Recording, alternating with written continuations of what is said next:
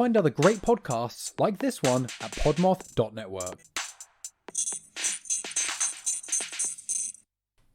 Do you have a hunger for cinematic horror? Do you enjoy the thrill from seeing boogeymen, beasts, and butchers go about their dark work? Then all you need to do is speak of the devil, and the devil will come to you.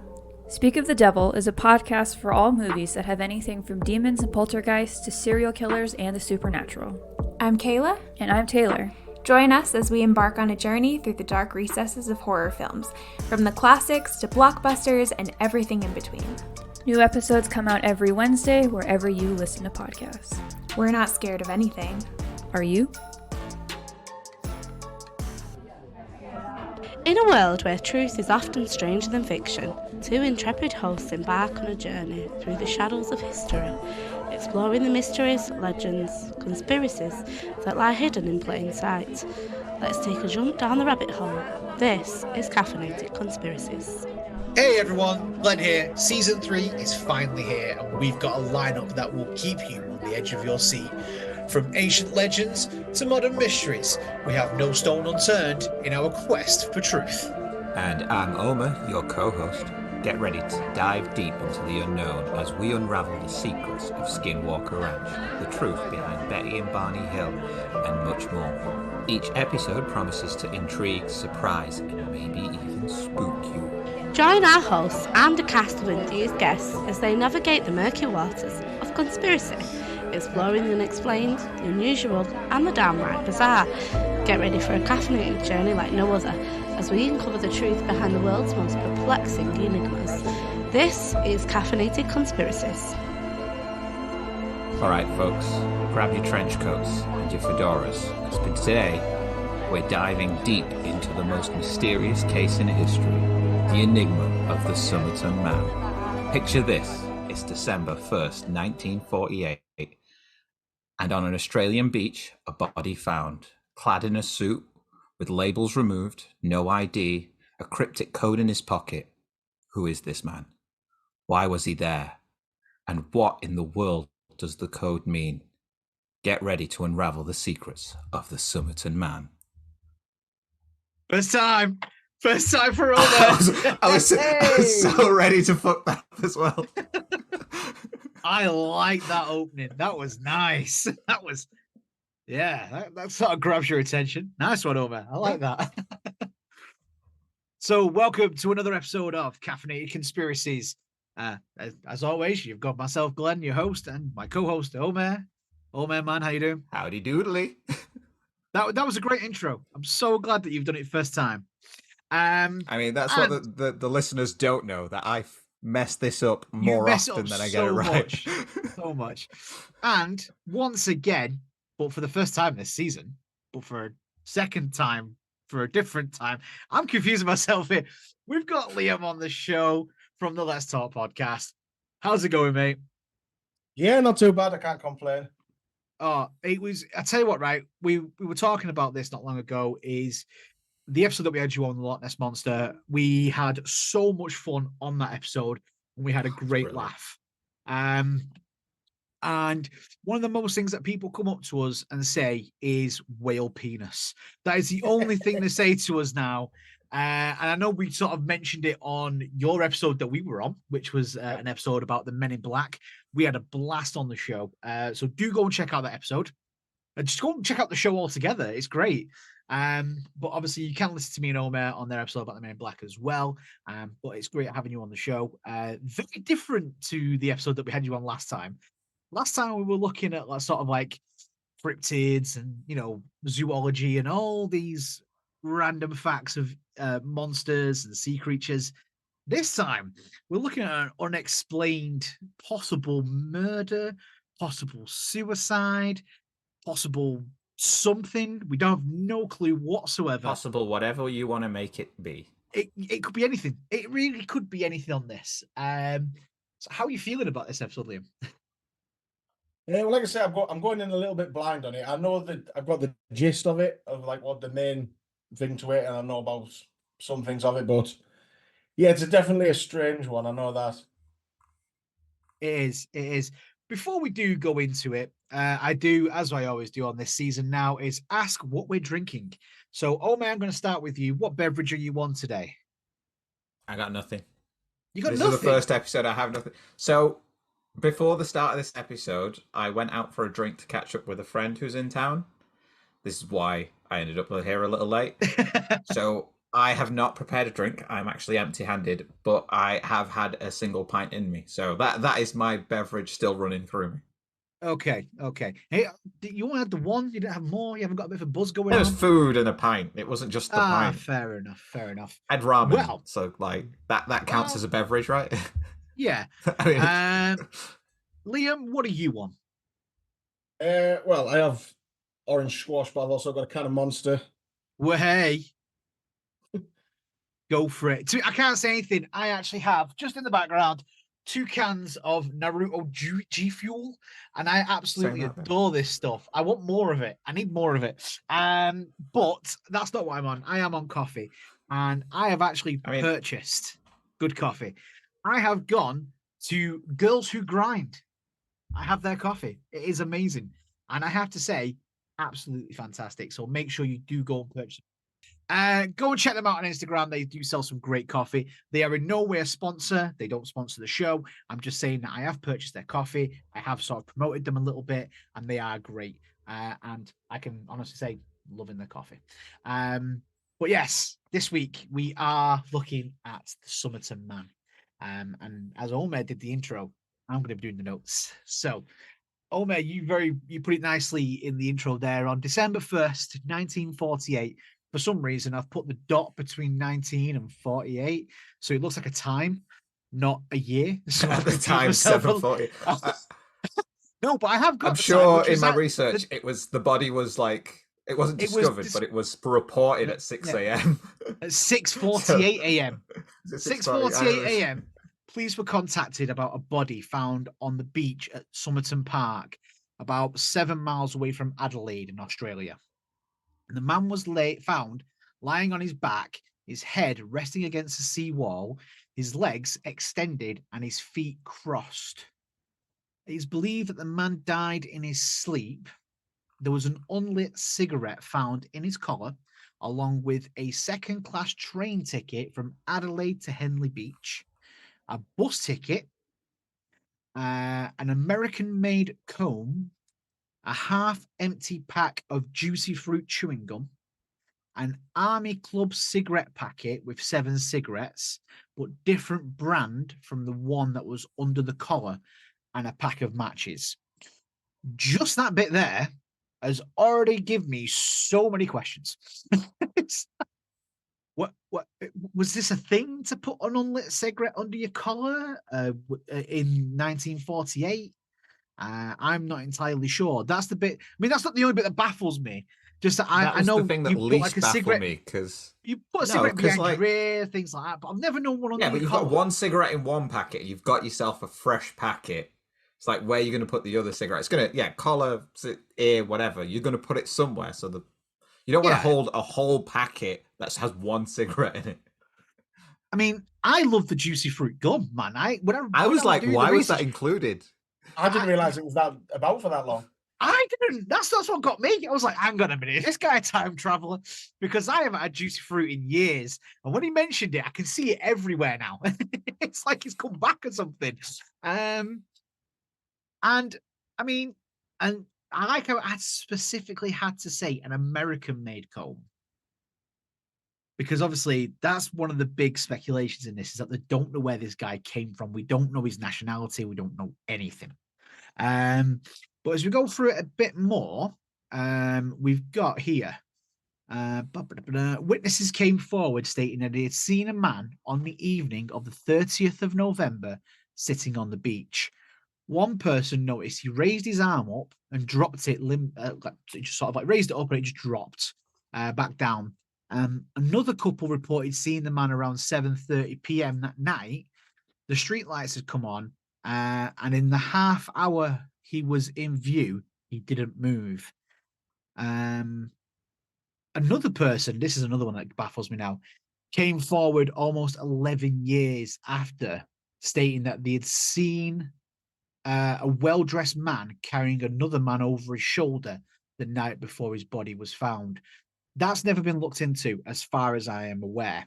Now, unless Omer, your notes state anything otherwise, unless you've come up with anything like that, like I No, say, didn't with get this much one, on the 11-year later one. I had other No. things that I had like looked into, but not that one.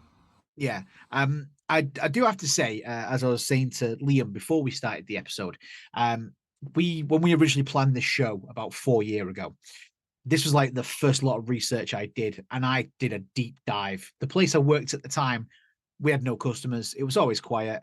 I managed to have 2 screens open at all times and just doing all my research. So some of it might be a little bit dated now. I did have a quick check over it, but I did do this a very long time ago and did a good deep dive. So according to the pathologists, the man was about 180 centimeters. He has grey eyes, fair to ginger hair, slightly greyed temples, broad shoulders, a narrow waist, and no signs of manual labor. He was dressed with a white shirt, red, white, and blue tie, brown trousers, socks, and shoes. All the labels, as Omer said before, had been removed from the clothing. He had no hat, which in 1948 was odd for men to not have a hat. He had no ID, and his dental records do not exist at all. His estimated time of death was 2 a.m. on the 1st of December. Now, before we go into any more, Omer, have you got anything else on that? Nothing specifically about the body that you haven't already mentioned. There was something else that links to it, but I think we'll probably add that in a bit anyway. What I will say is the tie. Now, Leo, I'm not sure if you know this one, which is actually quite an interesting fact, because I never knew this until I did my research into this. Ties, when they have sort of like the lines going across them, like in a diagonal line, they go one way if they're bought in Europe and go the other way if they're bought in the States, which I didn't know that. And this guy's tie was the way of the American lines. So it was pointing in the opposite direction to what people would be wearing in Australia. Which ones do Australia use? So Australia go for the European one? They go for the European side as well. Okay. I wonder if that's like how the toilets go the other way around. But could be. Could be. No, because Australian toilets go the other way around. US and UK are the same. It could just be that they just thought, you know what? Fuck the Brits. We're having our ties the other way.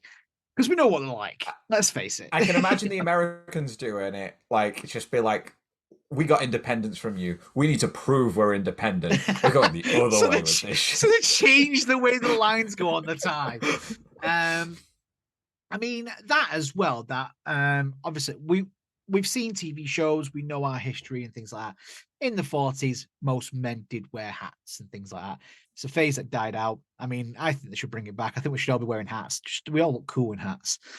Suits, the lot. Let's do it. Let's bring it back. But in 1948, this guy had no hat. He had the suit. He had everything else.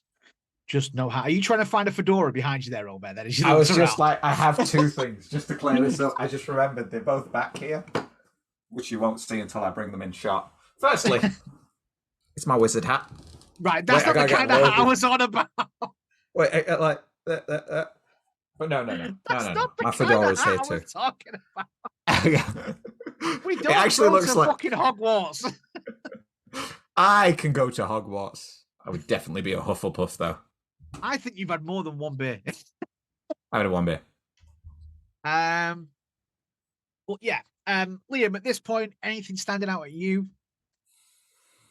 The main thing that stood out for me was the picture of him, really. And I don't know whether this is offensive to say, but the first thing I thought when I seen the picture of him was like, he looks Russian. Yeah.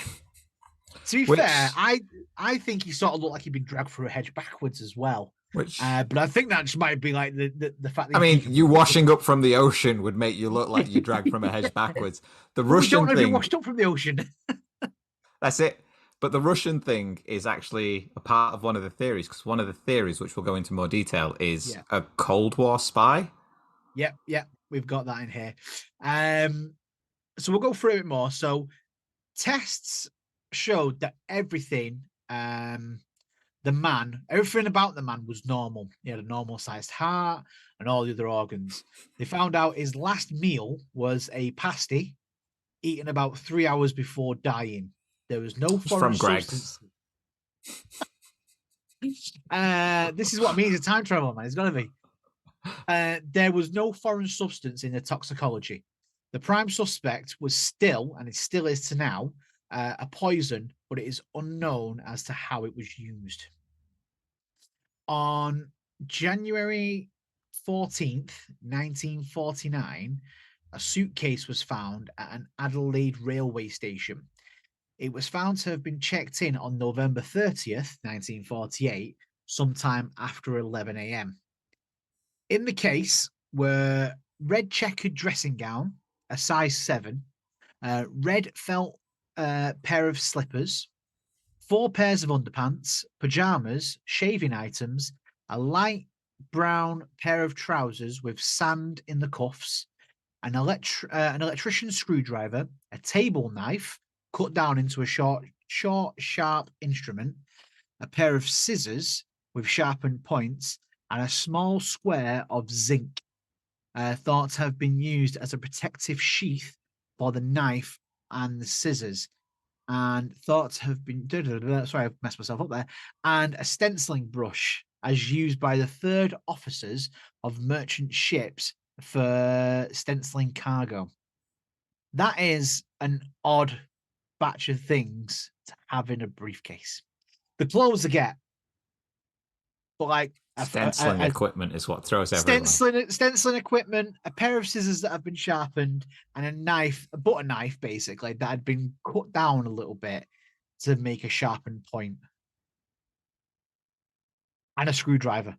And there was sand in the cuff of his trousers. I think the clothes are stranger. You think the clothes are stranger? Just whack, he's got the red slippers, the red velvet slippers. Like a Hugh Hefner vibe already. Maybe he's like Hugh Hefner's brother or something, you know. Yeah. The Russian Hugh Hefner. When did Hef come onto the scene? Maybe he bumped this guy off and took his persona. We don't know. We can't ask him. He's dead. Yeah. But also in the suitcase was a thread card of Barber brand orange waxed thread of an unusual type not available in Australia. It was the same as that is used to repair the lining pocket of trousers that the dead man was wearing. All identification marks of the clothing have been removed, but police found the name T. Keane on a tie, Keane on a laundry bag, and Keane spelt differently on a singlet along 3 dry cleaning marks. So I just want to clear. That's okay. I just want to clear one thing up because, like, the different spelling of Keane that kept coming up. Do you want to know what it was? It was just Keane without an E on the end. Yeah. The difference was an E missing off the end. Yeah. Yeah.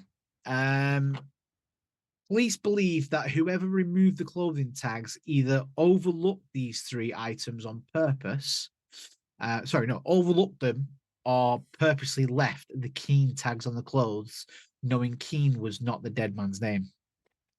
A search concluded that no one with the name Keane had been pronounced missing in any English-speaking country. During what about Russian?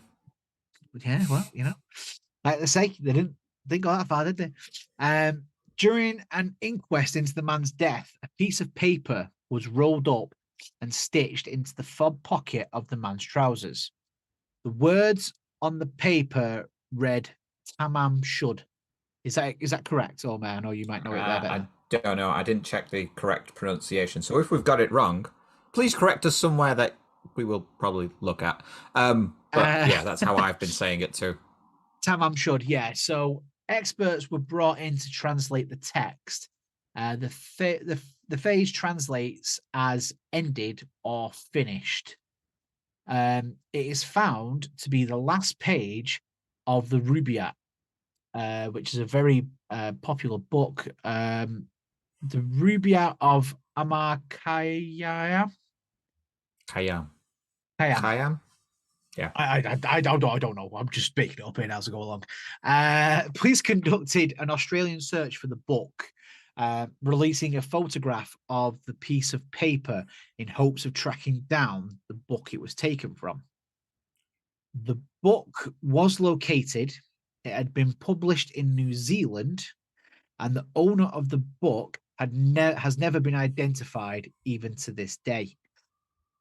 Basically, I don't know if I've put it in my notes here, but the book was found in the back of someone's car, and he had the window down, and the guessing is somebody's thrown the book through the window of the car and left it there. And the guy found it in the back of his car, like, what the hell is this? This isn't even my book. And found that the last page had been ripped out. I believe where we've got there, where it says Tamam Shud, I believe translates to it has ended or it has finished, which in itself raises questions, even more questions than it gives. I mean, they're finding all these artifacts and things and sort of like got all this little bit of evidence, but it just feels like they've got all pieces to all different puzzles here, and they're trying to put them together and none of them match. And it just sort of, it's baffling. Even that on the missing major pieces. So yeah, going further into it, inspection of the book found that the final page had some handwritten notes, something that looked like code, which again has never been identified. There was a telephone number, which was found at the back of the book. This was for a nurse called Jessica Thompson. When interviewed by the police, she swore she didn't know the man. She had no idea why her number was in there. She did, however, report in 1948 that an unknown man was looking for her, and he asked her neighbor about her. She asked the police not to keep a record of her or release any personal details. Many details are still unknown, and we still don't know about who the Somerton Man is. We don't know how he died. We don't know how he's connected to Jessica. There are many other connections to this story. Some of we just don't have the time to look into, because it can go on forever, this. So obviously we're going to wrap these little bits up. Whatever you guys have got, we'll look into. But hopefully, if I do believe that this year, if I'm not mistaken, I believe I read that they're reopening the case, because every so many years, new DNA testing has improved, all these different things. But obviously it's getting harder and harder, and probably will be the biggest cold case of all time. But Omer, anything else that's come to you in regards to the identity of the Somerton Man, or his the book, where it came from, Jessica Thompson, how did he die? Was it poison?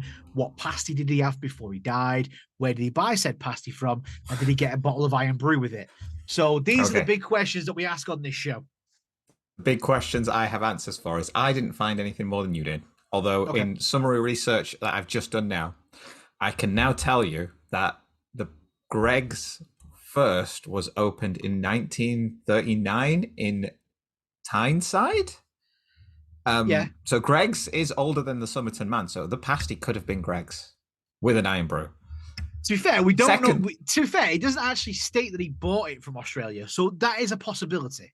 They don't know where he's from. Like this, That's is he Australian? Is he American? Is he Russian? Secondly, I've just got a side-by-side picture of the Somerton Man and Hugh Hefner, and I'm like, these guys could be brothers. They could be related. I'm just telling you, Google it. Somerton Man, Hugh Hefner. It's going to be on our Instagram. Similarities. Maybe that was the plan all along. It wasn't supposed and just to make it better, Hugh Hefner was born in 1926. So how old would he have been? He'd have been in his late teens, early 20s when the Somerton Man died. Yeah. Well, maybe that's the thing, or maybe it wasn't supposed to be a Playboy bunny with the ears. Maybe it was supposed to be like a kangaroo's head.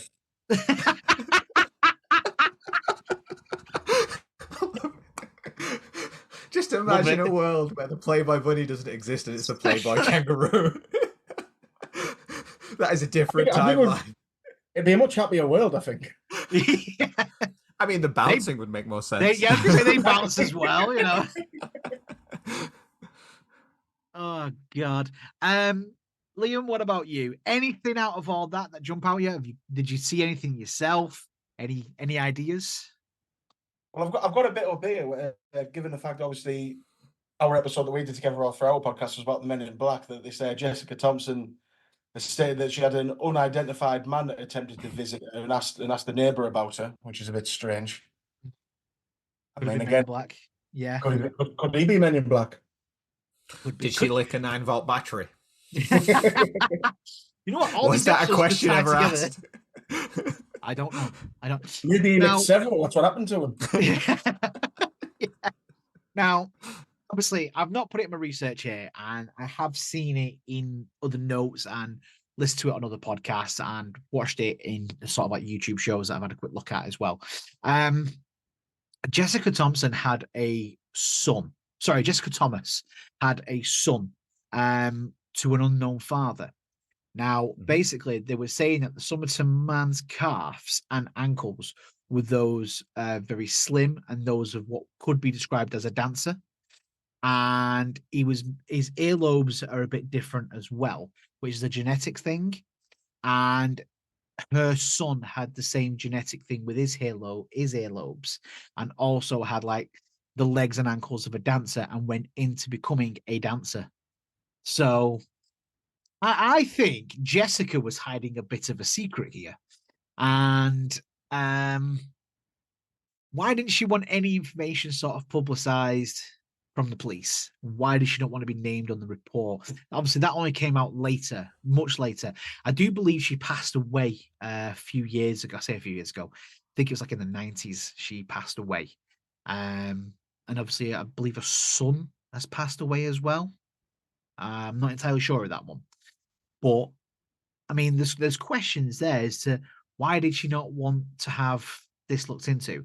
And on, I believe he's got like a headstone somewhere, the Somerton Man, and someone still leaves him flowers. Not suspicious at all in any way, shape, or form. I didn't realise that dancers' legs were genetic. No, neither did I. I mean, The earlobe thing is, I know that one. No, But- it's something. It's not the legs that are genetic. It's the ability to have legs of that shape. So Right. if you were a dancer Mm. and you weren't genetically related to him, your legs would look slightly differently. You could have the same sort of muscle structure, but it would look different for you over someone else. Fair enough.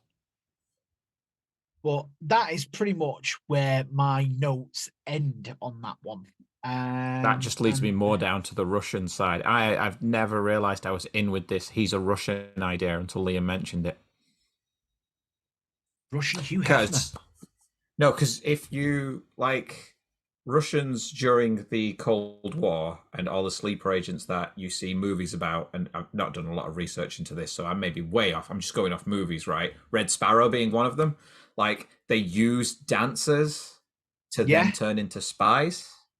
So the dude having dancers' calves and then being found plays into the Russian idea. Now, could it just be that without stereotyping because of the films we've seen and things like that? Could this?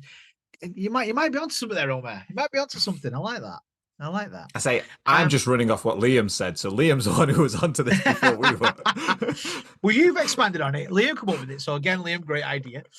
And Omer, you've expanded on it. Okay, so there's the next step is to look at the theories of all this and what we think and what's out there. But before we do that, we're going to take a very quick break.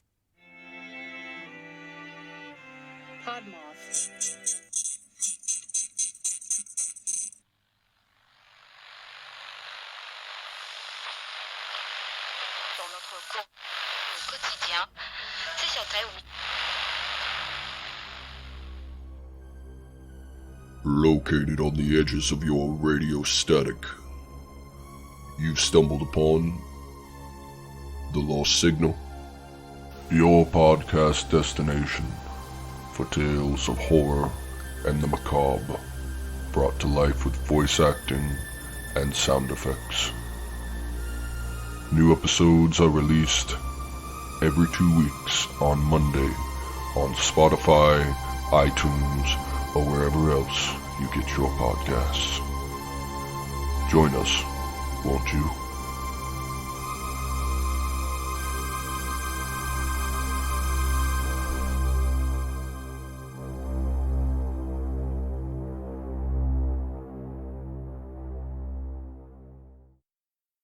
Welcome back to the mystery of the Somerton Man. Listen to our machinations as we try and figure out who done it. That's the whole point. We don't know. That's the bit. That's the whole point of the episode. Is that not the whole like idea of the Somerton Man? Is like figuring out who done it. He's like the first like murder mystery ever. Yeah. Spoiler. It's unsolved. So it was Mr. Mustard on the beach with the candelabra. Why would we have a candelabra on the beach?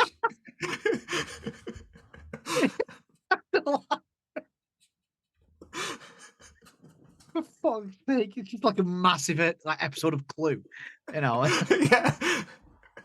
Pluto, as we some call of the theories that came out of this do feel like somebody was playing Clue and just threw it at the board. Yeah. Some of the theories are just sort of like, it was this, but that is so far-fetched. How can it be this? Well, put this, and this together.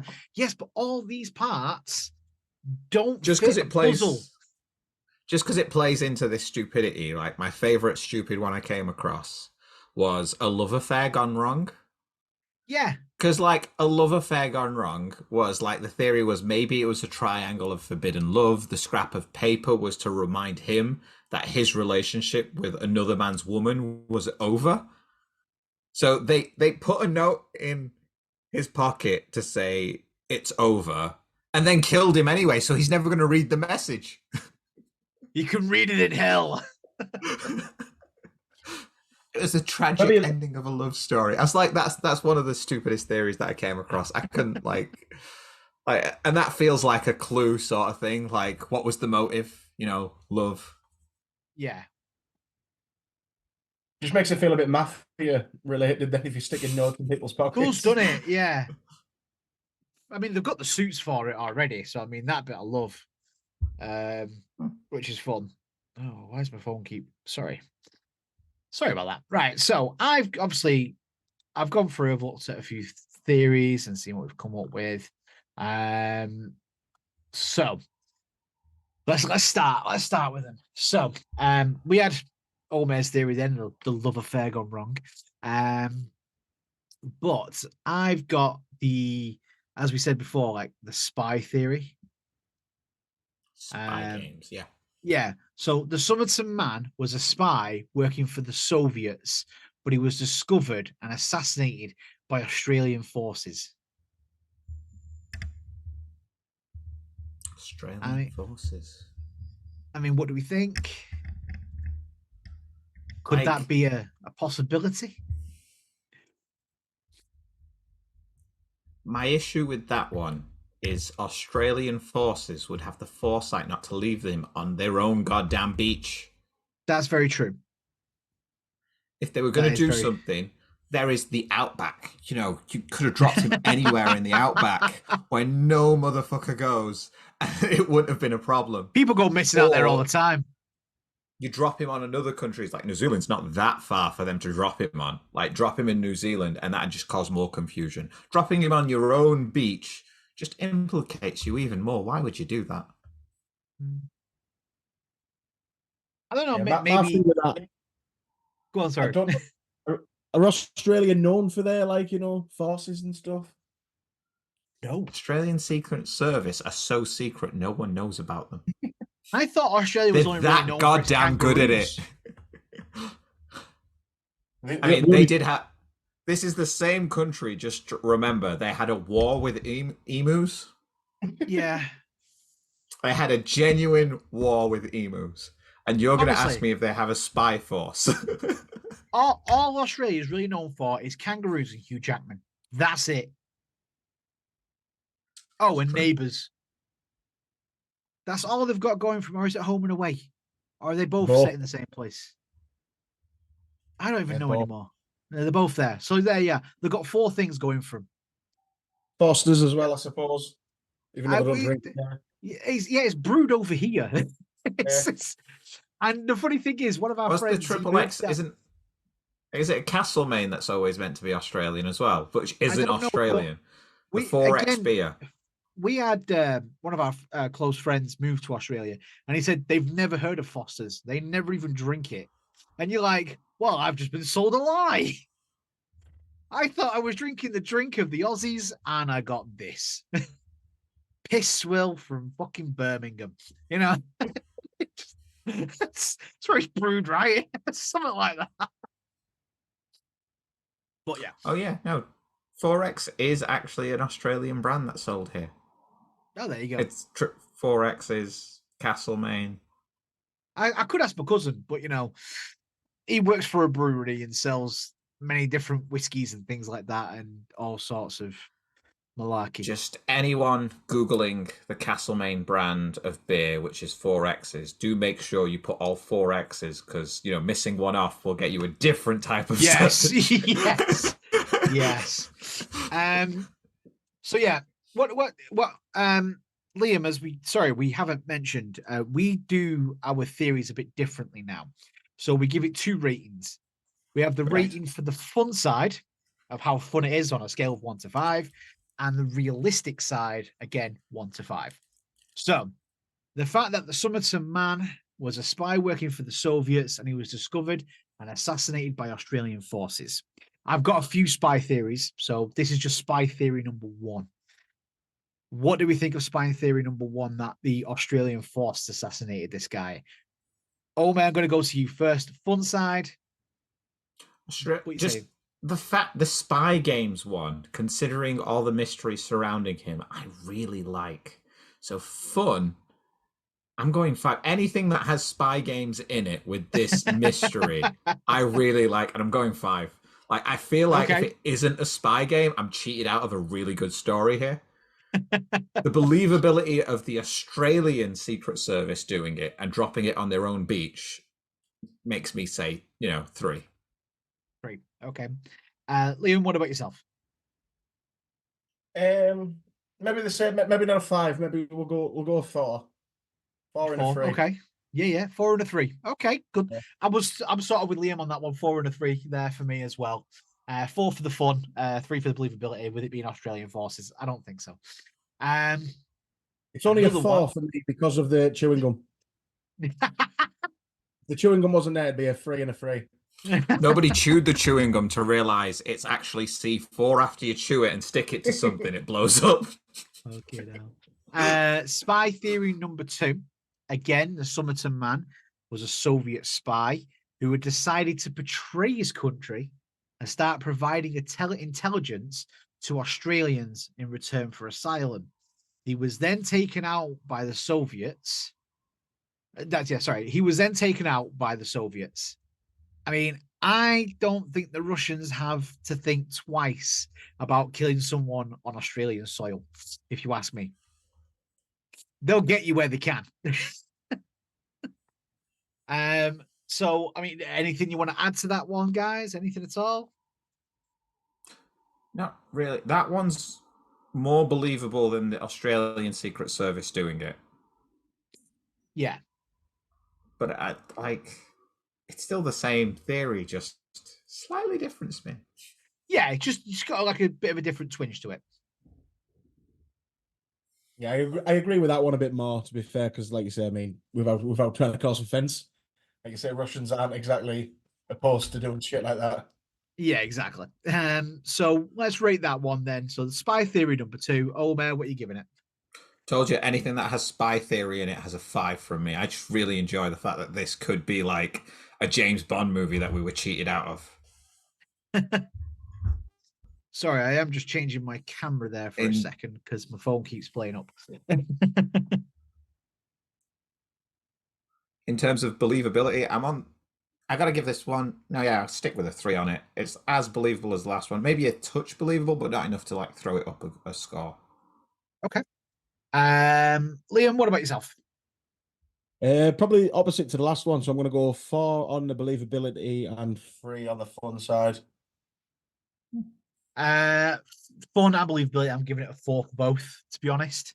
Again, I don't think the Soviets really care. They'll do anything. They'll bump them off if they have to. Spy theory number 3. Yes, I've got a few here. Oh man, I know we usually go back and forth because I've got quite a few spy ones. Sort of bumping them all together in a way. Somerton Man was an Australian spying on the Soviets who discovered this and was assassinated by the Soviets. So he's a bit of a twist there. He's actually Australian. So Soviets leaving him on somebody else's land. Yeah. Yeah, but the Australians didn't want to claim him as theirs. And that's how it went.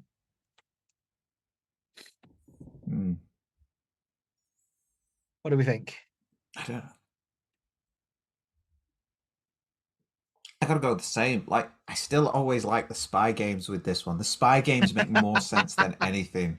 And just the fun idea of like any sort of spy movie like taking off this, like, I think it's brilliant. So I'm sticking with the 5 with the fun when it comes to spy games. Believability, it's still as believable as the others. Yeah. Because the believability, the reason I can't take it over a 3 is simply because that no one can prove how he died except he just gave up living.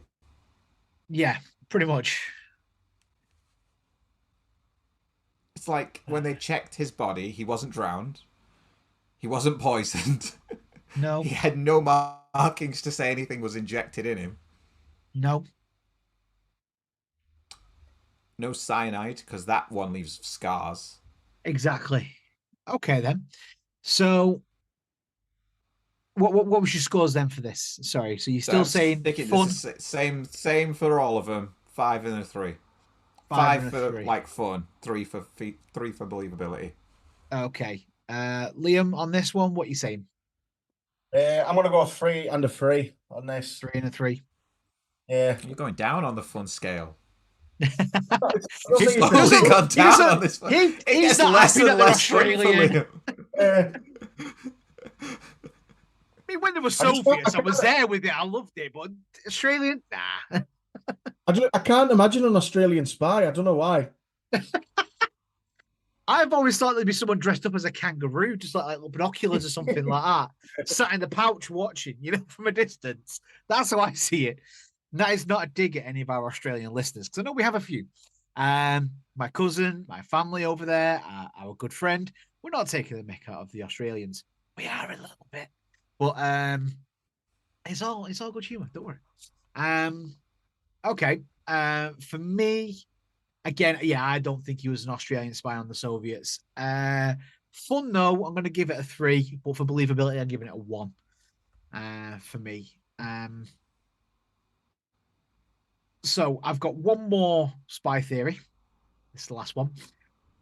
The Somerton Man, again, was an Australian secretly working for the Soviets who feared his cover had been blown and decided to commit suicide rather than face trial as a traitor and a communist sympathizer.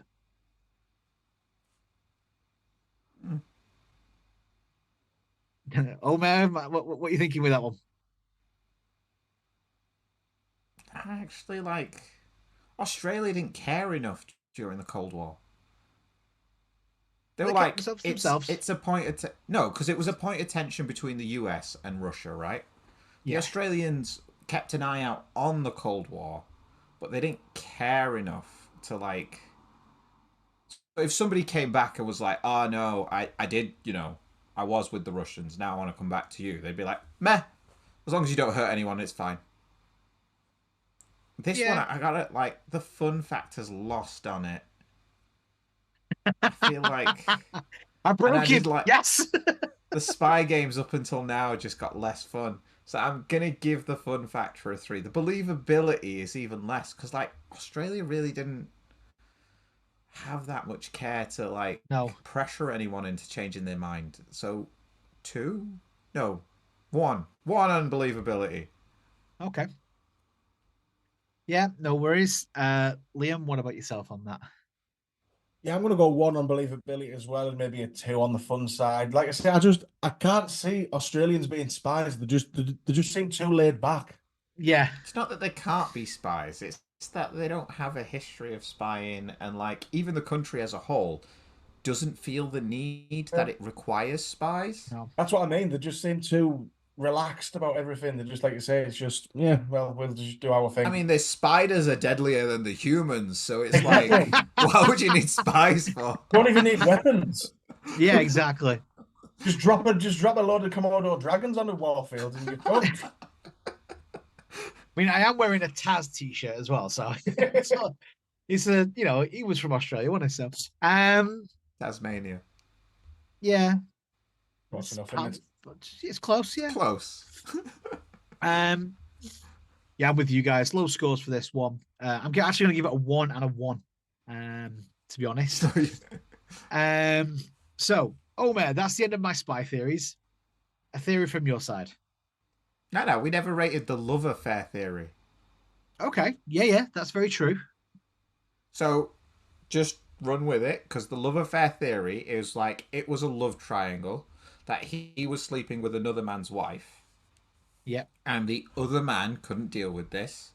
So he left the message of Tamam Shud in his pocket to say it's over between you and my wife. And then killed him and had to remove his labels so nobody could connect the two, and left him on the beach.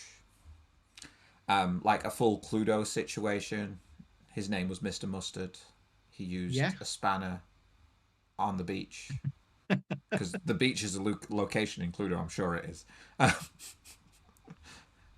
that one, especially if you were covering up your tracks, makes a little more sense. Yeah. Okay.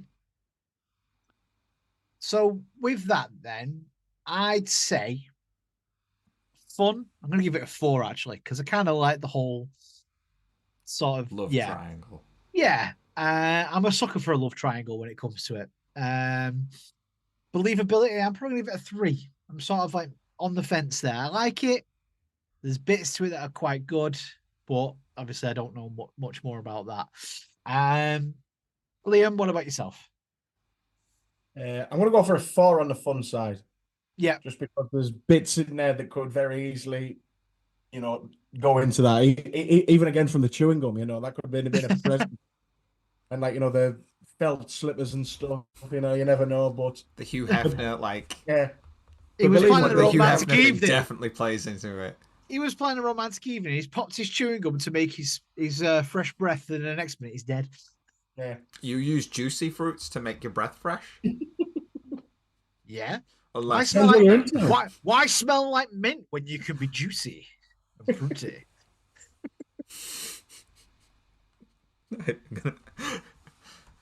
Okay. I've just given juicy fruits a new advert idea there. Why be minty when you can be juicy and fruity? I mean, I'd understand if he was having like a Hubba Bubba, because that ain't going to work. Let's face it. 2 chews and the flavor was gone. Yeah. But the bubbles he could blow. He's dead. He's not blowing any more bubbles. No. As much as I like the idea of this one, it's a 4 for fun factor and a 2 for believability. There was just so much that didn't make sense because the cipher at the end of the book makes no sense for like a romantic entanglement. Why would you need a cipher for that? Yeah. Okay then. Liam, you got any theories? I just like the Russian Hugh Hefner one, to be honest. Again, I love that. I love that. Go back to the dressing gown and the slippers, and you can just imagine some of that Hugh Hefner would do as well. He's just there and he's got some chewing gum, like you say. I'm telling you, for anyone listening or watching or whichever way we put this out, please do Google the Somerton Man and see a picture of him next to Hugh Hefner and tell me somehow they are not related. We will put a picture up on our socials as well for you to see there. Because I was looking at it before and I was like, okay. All right then. Omer, for the whole fact that the Somerton Man is the Russian Hugh Hefner, what are you giving it? Somerton Man is a Russian Hugh Hefner. Feels like a Cold War situation. America is. What is this? This is way before the space race and everything. So, America's trying to get the leg up, as they always do. They always try to get the leg up. And Russia's like, oh, Russia's getting a. Hef was trying to get his leg over, though. Yes. Yeah, that's what I'm saying. Leg over, leg up, same difference. But the Americans want to be there first, so they kill the Russian version of Hugh Hefner to give the US Hugh Hefner a chance to get there first. And this is why we have Playboy bunnies and not Playboy kangaroos. For the fun factor, I got to go back to a 5. I'm using a lot of 5s in this episode. Yeah, you are. Believability, it's a 2. Okay. I like the fun factor of it. I want to be in that other universe where we have Playboy kangaroos instead of bunnies. I'm with you. I love the theory of it. I'm giving it a 5 for fun. Believability, I'm giving it a 3. I kind of like it. I think it's got some merit to it. But Liam, obviously it's your theory. What are you scoring it? It's got to be, like I say, it has to be a 5 for fun. I mean, if we're going off the last series where we were going over the 5s, you've got to give it a 6 then. But for believability, sadly, it's got to be like a 2.5 at the best. I do just want to say one thing. Obviously, I have moved into like my little cupboard that I've now sort of kitted out. And I didn't notice I'd put this in here, and it was in no way planned. I've got a boomerang. Just for this episode, with a kangaroo on it. I just randomly looked up and it was like, did I put that there? Or is someone telling me something? Mothman I put don't it there, remember putting it there. Was Mothman? I don't remember putting it there. So that's a fun one. Okay. Right. I've got a few more here. So it's because there's so many. I don't think we'll ever know the truth, but I want to get these ones out because there's some good ones here. This one is what I call, or what is called, it's a theory that I've seen online, positional asphyxiation. Because of where he was lay on the wall, his head was sloped down, chin on his chest. It could have been that he was just very tired, and as he's gone to sleep under the sun, watching the sunset, he's fallen asleep, slid down the wall slightly, and because of the position of his head and his neck, he stopped himself from breathing. This is like drowning in a bowl of soup, right? Yeah. It's basically the same idea. He just blocked his airways by going to sleep. For all we know, we could have had sleep apnea as well. And then as he's gone down, he's sort of... We don't know about his medical records. We don't know what's wrong with him. We don't know who he is. Positional asphyxiation. Positional asphyxiation. I can't even say it now. You've messed me up. It's not like the one that used to sort of like put themselves in cupboards, put a belt around the neck and do things to themselves. It's not that sort of one. This is very different. Very, very different. It's called squanching, that. But yes. Omer, what do you think of the positional asphyxiation? I never liked the idea when everyone always says it's like one of those weird facts that everyone knows, so it's not like a fun fact anymore, that you can drown in a bowl of soup. Yeah. And this just feels as stupid as that. It's like, how stupid do you have to be? Or how high do you have to be? Which means he would have had to be on drugs to have fallen asleep in that position, but they found no drugs in his system. Like, there's no fun in it. So for fun factor, it's a 1, and for believability, it's a 1.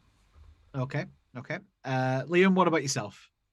I've got a match here on that, but talking about drowning in a bowl of soup, it's just brought back a really weird memory of a film. Have you seen the movie Juice Bigelow, Male Gigolo? Yeah. Yeah, when he goes out with the woman with narcolepsy and he ties her hair to like a bloody light or something, she like falls and so she doesn't hit the bowl of soup. Somehow we tie it all back to movies. It's true. I feel like most of our episodes comes to a movie at some point. Yeah, no, yeah. I will say but before you probably noticed that I was looking at my phone a lot. I don't know if you were planning on doing any merch anytime soon, but I mean, I've got the perfect design for you. Somerton Boy. I love it. That can go We're along going to take with... Kangol off the market and use Somerton Boy we instead. already want to plan for some merch from some of the things that have been said this season for t-shirts, much like our henge stock. There will be a henge stock t-shirt at some point. We are definitely planning that from our Stonehenge episode. If you haven't heard it, go back, listen to it. Second episode of this season. I think me and Omer must have been on mushrooms or something, because that episode was just massively out there. I still wake up in the middle of the night and come up with band names for bands playing at Henstock, and have to write them down in the middle of the night. So it's still ongoing. It's still ongoing. Hopefully by the time all these episodes are out, the t-shirt will be out with all these names of these bands. But yeah, Whale Penis would be a good name for a band. Yes, it would. Whale Penis, yes. They're definitely headlining. Whale Penis and the Foreskins. I just got to clear this up. Would the band name be Whale Penis or Moby's Dick? Ooh. Well, that's the album. One of them's the album name. One of them's the band name. Yeah. It's the Moby's Dick's tour. You know? Playing their last event at Henstock. There you go. Brilliant. But yeah, Liam, what are you rating that one then of the positional asphyxiation? Same. It has to be a 1 and a 1. 1 and a 1. Yeah. Sort of. I'm there with you guys. I'm giving it a 2 and a 1. 2 for the fun side because it's not fun, but obviously, I see it as sort of like the child in me laughed when I read it. That he just sort of fell asleep and he just sort of positioned himself in such a weird way. We all know we're getting to the age now where we go to sleep at night. We could be perfectly fine, go to bed. One little twinge and your back's been thrown out all week. So it's a possibility that it could happen. But I'm not saying I've ever fallen asleep. Not ever fallen asleep and nearly, suffocated myself. May you got any more? I got 2 more theories before my stupid one. Okay. The alien connection. So, I put up my small twinge on what I read about this one, so this one's got a bit of me in it. That sounds weird. But the alien connection is that's what Hugh Hefner said to him when he killed him. So he was abducted by extraterrestrials. Okay. And then, the morning when he was, like, the night before, when somebody was like, somebody's dropped he had his arm arms. up, but then he dropped his arm, yeah. That was aliens just testing mobility of a dead person. I thought you were going to say it's like a scene from Mr. Bean when they just dropped him down and he just sort of landed against the wall with his arm up and then just dropped him. No, they've already done all the general tests of the anal probe and everything else they do on the ship. They dropped him off and they'd be like, oh, wait, we didn't check what a dead body acts like. Let's, So wait a minute, they probed him, fed him a pasty, and then dropped him at a wall. No, they picked him up at Greg's. What are you talking about? Ah, right, okay. As long as I know. That's where you get all your alien folks. abductees from. Don't eat at Greg's. When you go to Greg's, check the skies. But right, they test him. That's what they saw in the night before. Then he dies the morning after. But aliens left him there. But it's aliens, right? And have you ever used one of the AI generators to do pictures now? And do you see how they poorly translate words? Yes. So when the aliens were dropping him off, because they'd already taken his clothes, disposed of them, contaminants and all that. So they had to put new clothes on him, which didn't have the labeling on. And because it was AI generated clothing, either they came up scrambled or not a real name. Okay. Because you've seen it, right? Anyone who, if you want to try it, just go on any AI generator now and try to make it a poster with words on it. It shows up in some scrambled words with some vaguely Russian, Latin, English, German word, from whatever you ask for it. And that's how aliens did it, because aliens didn't understand human speech as well. And theirs is going to be more convoluted, or they were just forget the words, just leave it blank. Okay. All right. Um. All right. For that, for the fun side, give it a 4. You know me. I love me aliens. Fun side, 4, definitely. Believability, I don't want to give it a 1, but I want to give it like a sort of like a 2, maybe 3. It's on the border of 2 and 3. I like it.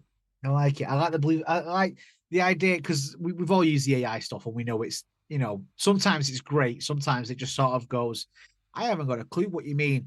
I want picture of a cat, and it will give you like bush Some riding a weird lion. cat. You just sort of like, hang on a minute, that's not what I wanted. I put into an AI generator like an animated coffee cup, and for some reason it gave me Donald Trump. So I kind of understand where you're coming from with that. I mean, that's deep. Yeah, yeah. Liam, what are you giving that one then with the aliens? I mean, for the fun side, it's got to be a 5, just because it's alien. Believability 2. Okay, all right. I know. Oh man, it was your theory. What are you giving it? I'm in with Liam on this one. 5 for the fun, just because, come on, aliens. And they're messing up like human stuff. But the believability, it's down there at a 2. Like, Yeah. aliens, why? They could have done so much stuff, and given all the other alien encounters we've dealt with, that'd be the dumbest one out of all of them. And some of them have been Exactly. Okay. Liam, have you got any more theories that you've got there, or was you just sitting on that one that you had? Yeah, just like Hugh Hefner one, just a Russian Hugh Hefner. No. You're now just here Russian for the Hugh fun. Hefner's good. You're here just to score now. So assassination by wildlife. What if Was this hang part on? of the What if emu one? Yeah, pretty much. Australia, as we have said already as well, is home to some very poisonous animals. We don't know if it can all be perfectly traced. They said they couldn't find any poison in him or anything like that, but he could quite have easily have been bitten by something. My mum went over to Australia and her partner, and they were bit by a spider on the leg. They came back alive, just so everyone's sure. Yes, yeah, they are alive. Yes, They but are alive. It did sort of like grow really big, the blister, and there's no marks or anything as to whether bit, and they couldn't even see. The spider was so small that literally they had to whack it off, and when they did, they found that it had bit them. And like I say, within a day, it had blistered so bad that it needed to be lanced by sort of like the hospital and things like that. Now, we do know there are species out there that could quite easily have just sort of snuck up out of nowhere, jumped out of his pasty, bit him or something. Depending on which Greg's he got his pasty from. Check your pasties, folks, for those venomous, poisonous creatures that could be hiding in them. But yeah, that's the theory that I've got there, is that he was assassinated by something he was either bitten or stung, and then it just gradually worked its way through his body. It might not have been detectable in the toxicology. Let's face it, toxicology in 1948 wouldn't have been as good as it is today. So, yeah. But on that, Omer, what are you scoring that one? What do you think of that? I kind of like the idea of like some unknown or venomous species killing him and no one knowing what it was. Because Australia's already fucking scary as it is. It is, yes. I have a friend, there's a friend I see weekly from Australia, and like they're always telling me how dangerous stuff are there, but they're like dead happy about it. Like the Australians don't give a shit. Something killed you in Australia, they'd be like, it's your fault. Don't blame the insect or the spider or the fucking kangaroo. It's your fault for not being able to protect yourself from it. Fun factor, I've got to give that a 4. Okay. Believability, knowing the amount of deadly things in Australia, I gotta give it a 3. Okay. Kind of feel like it would have been discovered even though we wouldn't have known, but like the puncture mark thing that I mentioned earlier, that there was no punctures found anywhere that looked suspicious, kind of tells me maybe it wasn't, unless it was like, I don't know, a waterborne disease, not insectoid. Yeah, you never know. I don't know if that's the right word I'm thinking of. Okay. But yeah, three on the believability. Cool. Liam, what about you? Probably the same as well, to be honest. Probably a four and a 3. I mean, like I said, the amount of things that in Australia that can kill you is just ridiculous. You have to check the shoes before you put them on. Isn't there some weird frog things that, like, even if you just touch them, it can poison you? Yeah. Yeah.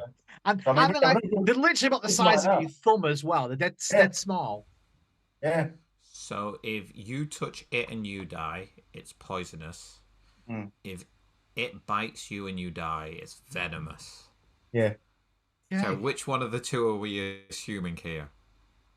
What if you touch something, it's absorbed through the skin, and they've not? So then it's something poisonous. Okay. Yeah. Could be either though. But yeah, I'm same as you guys. Definitely 4 and a 3. I really like that one. And with it being Australia, it is quite a big possibility that that's the most realistic one. It's definitely plausible. Yes, exactly. Omer, you've got another one? One more. Yeah, well, the other one was suicide. Straight up suicide. I've got that as well, yeah. I like this theory because once more I threw my own spin on it. So the suicide theory is like he was just committing suicide, he was there. But the suicide doesn't explain the note in his pocket. The one note that everyone holds on the Tamam Shud. Right? like why have that in your pocket if you're going to commit suicide? He could be putting it in his pocket to say that for him it is done, you know. Yeah, it could be like why the weird cipher in the book too?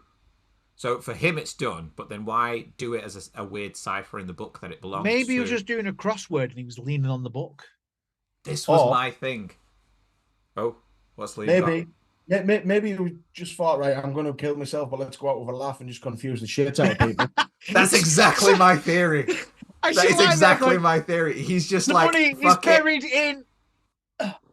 Yeah, it was the same idea. He's committed suicide, and he's like, this world's fucked me over enough. Let's fuck them over for a couple of centuries. Tamam Shud. Here's a weird cipher. Good luck figuring out something that doesn't exist. He's just gone through the phone book and found a random phone number and jotted it down. Everything. Like, even the suitcase would make sense when you think of it this way. Because it's a random collection of stuff. And why was there sand in the sleeve of one of the jackets? Yeah. It's like he didn't take his sleeping clothes to the beach. So then why did sleeping clothes have sand in them? So all of it makes sense when you realise it was a suicide and he just wanted to fuck with all of us for eternity. See, I've got suicide as well, but mine's a bit different. Mine where it says basically he was already dying of a terminal illness and he wanted like one last hurrah for the day. So he got dressed up one last time. Sat on the wall, watched the sunset, and just died and ended his life. Basically, he took some poison that was untraceable and just did it that way. But again, I suppose with that one on mine is like things in his briefcase don't add up. But it could have been that was all he had left. He sold everything, couldn't get rid of it, and he's like, I can't be asked to take it to the tip. If I just put it in a suitcase and leave it, someone else will find it and dispose of it for me. Do you feel like somewhere he's fly tipping? That's all he's doing. 10 feet down the beach, there is a wallet buried with his name, identification, and then no one's just found it. I'm pretty sure they will have scoured that bit of sand by now, surely. I mean, there's a lot of things lost in sand. Yeah. And it would have been like paper or plastic. It wouldn't have been like metal in the wallet. So like a metal detector would never find it. Very true. Very true. Okay, then. Well, going off your theory there then of suicide, I'm giving it a 4 for fun, although suicide's not fun. But, you know, the story of it is, of this one, should I say, not all stories. Oh, God, where am I going with this? For the fun side 4, believability 3. Liam? I've just been sat here laughing at myself the whole way through that, because as soon as we said the word suicide, Omar just goes, oh, I really like this one. And I'm just like, yeah. And then you have to put another disclaimer on this episode as well. But then, Glenn, yours was even better when you said, "I've got a suicide as well." I just thought, it's not just me and Billy that don't make much sense and have sense of humor. We're a bit morbid, just a bit.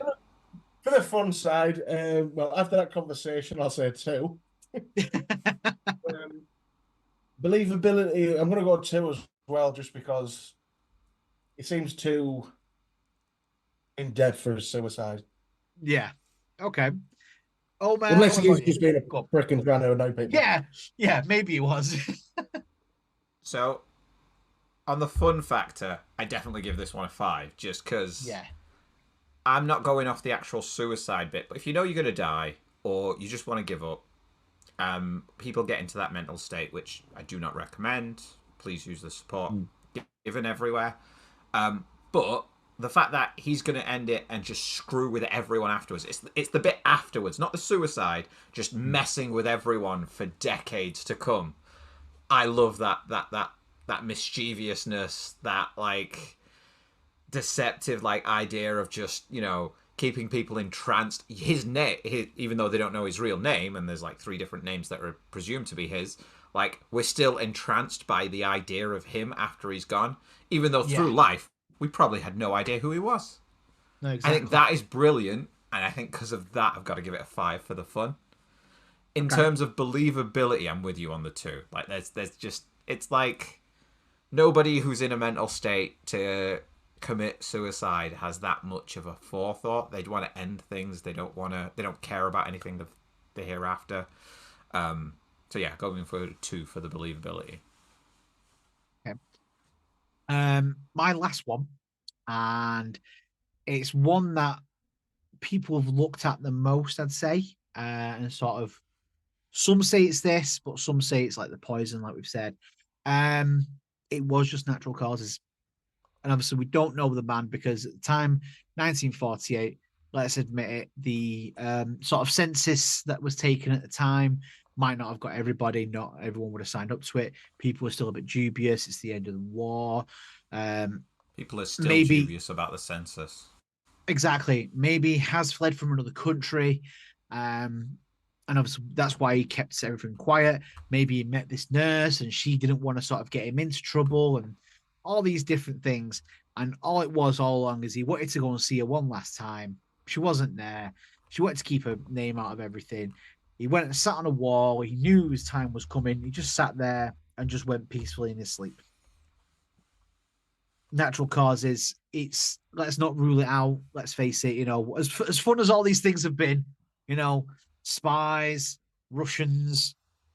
You know, I've seen some theories. One of them was like horse doping, and he was doping horses to win races, and he got killed. But it was a theory that I didn't really like because there's no sort of logic to it, and there's no sort of back research to it. But with natural causes, it could happen. I know they said obviously everything was healthy inside him, but again, back in 1948, was the sort of the test that they did as thorough as they are today? Could they have really found the most simplest of thing? So obviously there's the natural causes side of it. Omer, on that, what do you think? Natural causes. Natural causes for a fun factor. And I'm not saying this because I don't believe the idea. It's just a 2 because it's not as fun. Yeah, it's not fun. It's no way is it fun. No fun. It's just it's a bit boring after all this time. There's all these things included, all this big mystery, and all it was really he just died. You know, all these things don't add up. He was just some weird guy who collected a few weird random bits, had a book that he ripped out a bit of a page and thought, you know what, one day I'll make a good tattoo. I'm gonna put it in my pocket and stitch it up. May have made a good tattoo. It was Arabic, wasn't it? Yes. So it would have come in the swirly letters. So yeah, would have looked cool. Believability. I'm dead center on this one. 3. Could have just been natural causes, but okay. Yeah. Liam, what about yourself? For the fun side, I'm going to go for a 3 actually, because whilst yes, it's not exactly fun and it's not, you know, spies and Russian Hugh Hefners, but I mean, I think of a lot. I could think of a lot worse places to die than on a beach in Australia in a nice suit Exactly. At with some sunset, beauty you in know. your pocket. Exactly. Yeah. But this is the assumption Yeah. he chose to die there. If it's natural causes, you don't generally choose where you die. I know, but still, I could think of a lot worse places, even if it wasn't by choice. Exactly. True. He might have eaten that pasty. It's got stuck, and he's just sort of gone, "Yep, this is my time," and just Just gone with the pasty. I can deal with this. Yeah. I'm going to be careful with pasties from now. So on that, Maybe then it's just one of those last meal requests. You know, like maybe. prisoners' last meal requests are usually something where I think the most common one is like a burger and chips. Yeah. So maybe, you know, he was actually British, looking Russian, working for Americans, and he was like In "What's the Australia. most British thing? I want a pasty. I want that home comfort. Just Home gonna go get comfort of a pasty. Yeah.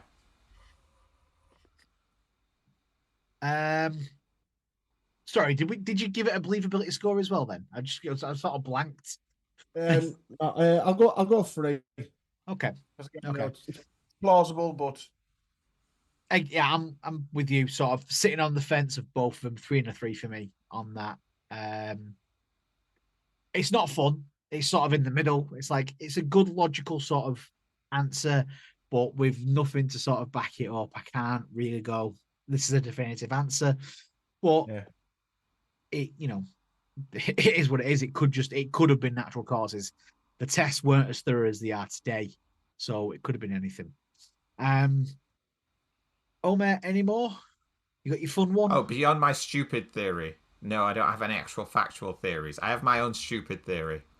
What's your stupid theory? My stupid theory is a mix between the Spy Games and Weekend at Bernie's. Oh, for God's sake. Again, and how many films have we referenced in this episode now? Just because, like, everything works for Spy Games. Like, the mystery, the weird the cipher in the book, the fact that everything was in a locker, like, way away from the body. Like, I'm sure, like I mentioned earlier, there was 3 different names, so maybe they found, like, different ideas of... So all the names are his, they're just his different spy names, not his actual names. Because I'm sure, like, Carl Webb was one of them, Keane was a T. Keane, and I'm sure there was a third one, which I can't find right now. But anyway, the multiple names, everything points to a spy, right?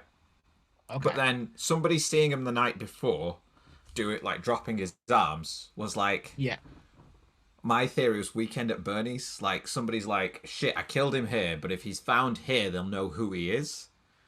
So they sort of, you know, Weekend at Bernie's him to the beach. And they're like, oh shit, people can see us. Let's make him look alive. Throw his hand up. And his hand just goes... Throw the other hand up so they still believe it. They definitely think he's alive. Quick, wait for them to leave before we disappear. Now get him do the Mexican way. But yeah, my personal favourite theory is Spy Games with, like, a little bit of Weekend at Bernie's at the end.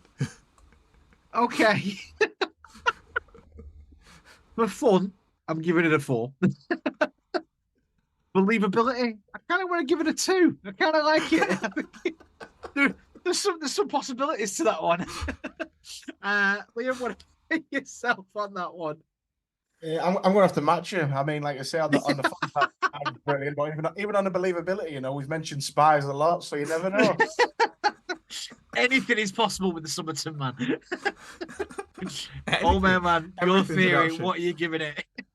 No, I'm going back to 5. Spy Games, Weekend. I'm throwing this one down as a 6 for fun.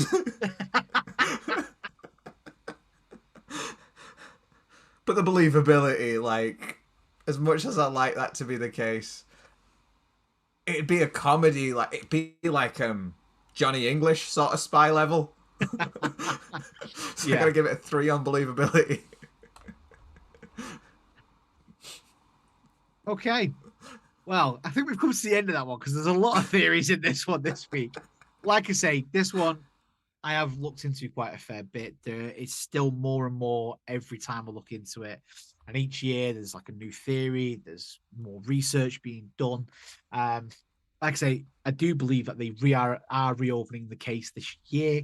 They took because they knew the body was going to decompose, they took like a mold of his face So obviously they can still put it through sort of any recognition or anything along those lines, see if anyone would recognize his face. Obviously, I think from 1948, there's not going to be many people left, if any, from that time.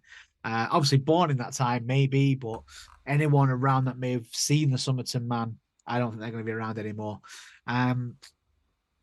It's still being investigated. It's still being looked into. It probably will be a cold case forever. But if you could find out the truth, Omer, would you like to know? Or are you happy living in the mystery of him being some sort of Russian Hugh Hefner type spy who had been abducted by aliens and brought back in some random clothing and weekend at Bernie's AI-generated clothing. Something. And bitten by a snake. What do you think? No, he licked a toad. That's why he licked a toad.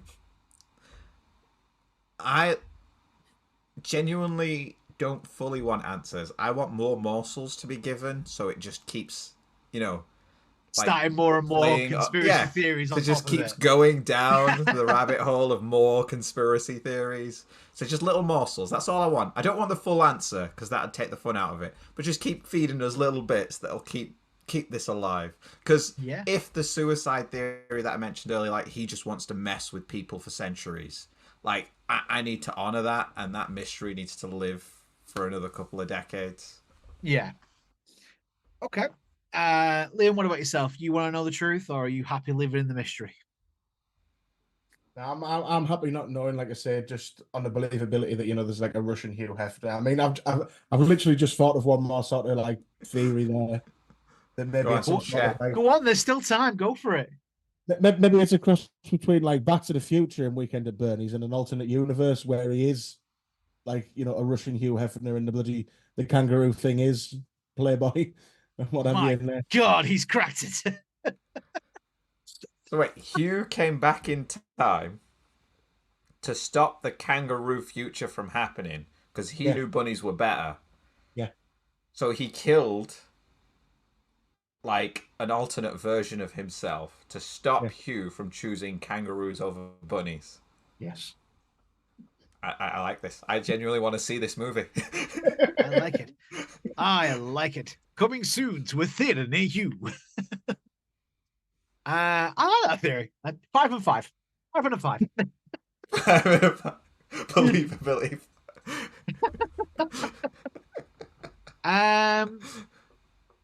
But yeah, so you're happy sort of living in the unknown. You're just happy with little bits of information every now and then. And that's the same with parents. Unless the answer is that theory that I've just given you there, then you don't want to know. Nah, I don't want any more than that. Anything else, I'm out. I, on the other hand, would like to know because it has gone on for so long. I want to know who was he? What was his name? Let's at least give him the dignity of having a name. More than anything, I think that's the main key point to that. To what I want anyway. Is he's a man with no name. He must have had some sort of family, must have had something. Let's give them some peace. Let's allow him to rest, give him a name, and we can move on with our lives. Granted, it's not something that keeps me awake at night, but it is one of those things that I would like to know the answer to. But I think there is a good place to end this week. Remember, folks, you can catch Liam on his show. Liam, just give us a quick brief overview of your show, just for those that are new to the show, who haven't heard the previous season. What do you want to say? So let's talk about me and Billy. We talk about anything, really. I mean, mostly spooky, weird stuff. I mean, we've talked about how we would survive a zombie apocalypse. That was a good laugh. We've talked about cannibal killers. Yeah, all sorts of random stuff. There you go. Obviously, you guys run the Men in Black episode, so we love some alien stuff. But on that note, we are going to end this week, and we're going to roll those outro credits, and see you next time. And that concludes another riveting episode of Caffeinated Conspiracies. Join us next week for more mind-bending mysteries, intriguing theories, and caffeinated conversation. Thanks for tuning in, folks. We appreciate each and every one of our listeners. Don't forget to subscribe, rate, and review us on your favourite podcast platforms. Your support means the world to us. Absolutely. And if you have any theories, suggestions, or just want to say hi to us, drop us a message on our social media. We absolutely love hearing from you and engaging with our amazing community. Stay caffeinated, stay curious, and remember, the truth is out there. Until next time, this is Caffeinated Conspiracies, signing off.